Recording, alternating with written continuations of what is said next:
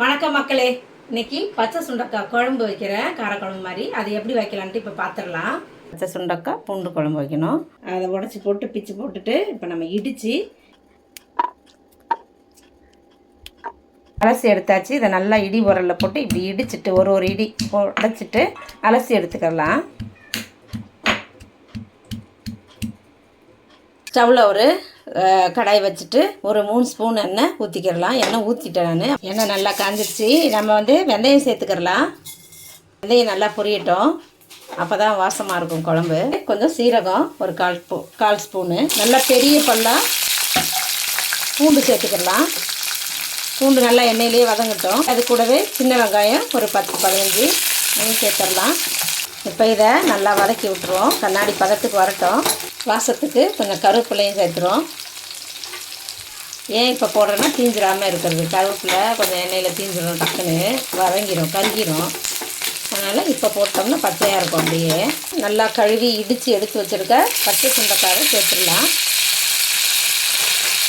அதுவும் இந்த எண்ணெயிலே நல்லா வதங்கட்டும்.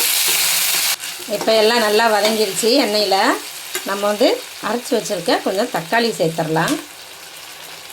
ஒரு 2 தக்காளி எடுத்துக்கிறோங்க. புளி வேற ஊற்றணும்ல, அதனால் தக்காளி 2 போதும். 2 தக்காளி அரைச்சி ஊற்றிக்கிட்டு ஒரு தக்காளியை கட் பண்ணி சேர்த்துக்கிறேங்க. நல்லாயிருக்கும் அதுவும் பார்க்குறதுக்கு, சாப்பிட்றதுக்கு. மிளகாத்தூள் சேர்த்துடலாம். ஒரு 2 ஸ்பூன் போட்டுக்கிறேன் நான். குழம்பு கம்மி, அதாவது நமக்கு கொஞ்சமாக அழகாக திக்காக வைக்கணும்னா கம்மியாகவே மிளகாத்தூள் சேர்த்துக்கலாம். இது கலந்த மிளகாத்தூள் எல்லாம் கலந்தது. நம்ம வெறும் மிளகாத்தூள் ஒரு அரை ஸ்பூன் போட்டுக்கலாம்.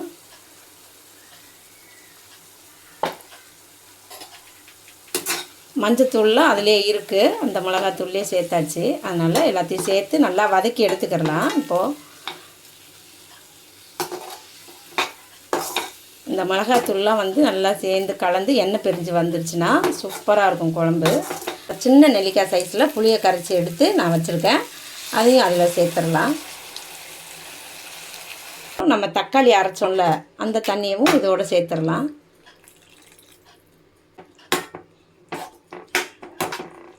புளியில் உப்பு போட்டு ஊற வச்சுருந்தேன், அதனால் கொஞ்சமாக இப்போ எக்ஸ்ட்ரா உப்பு சேர்த்துக்கலாம். ஏன்னா புளியில் ஏற்கனவே உப்பு போட்டேன் ஒரு அரை ஸ்பூன் அளவுக்கு. இப்போ இதில் கொஞ்சம் சேர்த்துடலாம். அப்படியே மூடி போட்டு ஒரு 2 நிமிஷம் அப்படியே கொதிக்க விடலாம். சிம்மில் வச்சு கொதிக்க விட்டுடலாம். எல்லாமே வதங்கிடுச்சு எண்ணெயில். அதனால் ஒரே ஒரு நிமிஷம், ஒரு 2 நிமிஷம் கொதிக்க விட்டுட்டு இப்போ ஓப்பன் பண்ணி பார்க்கலாம். அவ்வளோதான், குழம்பு இப்போ ஓப்பன் பண்ணி பார்க்கலாம். அருமையான சுண்டக்காய் குழம்பு ரெடி ஆகிடுச்சு. அதில் கொஞ்சமாக நல்லா கொத்தமல்லி பொடியாக நறுக்கி தூவி அதுவும் அதில் கலந்துக்கிறட்டும். இப்போ பார்த்துடலாம். எண்ணெய் பிரிஞ்சு அழகாக இருக்குது. இந்த மாதிரி சாப்பிட்டோம்னா செம்ம டேஸ்ட்டாக இருக்கும். உடம்புக்கும் ரொம்ப நல்லது. குழந்தைங்களுக்கெல்லாம் நல்லா நசுக்கி சாப்பாட்டில் வச்சு பிசைஞ்சு கொடுத்துர்லாம். இதுதான், இதே மாதிரி நீங்களும் செஞ்சு பாருங்கள். நல்லா பச்சை சுண்டக்காய் வாரத்தில் 2 நாள் 3 நாளைக்கு கூட சாப்பிடலாம். கிடைக்கிறப்பெல்லாம் சாப்பிடலாம். டெய்லி கூட சாப்பிடலாம், ஒன்றும் பண்ணாது. நல்லது, உடம்புக்கு எவ்வளோ நோய்களெல்லாம் குணப்படுத்தும் இது.